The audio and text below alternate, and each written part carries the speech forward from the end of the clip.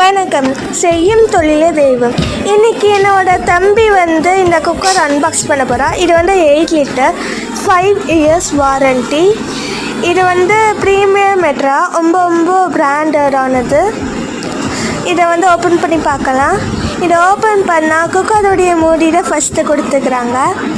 இதுலேயே குக்கருடைய விசில் கொடுத்துருக்காங்க, உங்களுக்கு பார்த்தாவே தெரியும். இது இப்போ ஓப்பன் பண்ணி பார்க்கலாம். இது எப்படி ஓப்பன் பண்ணுறதுன்னு நான் தம்பிக்கு சொல்ல போனால் தெரியலை.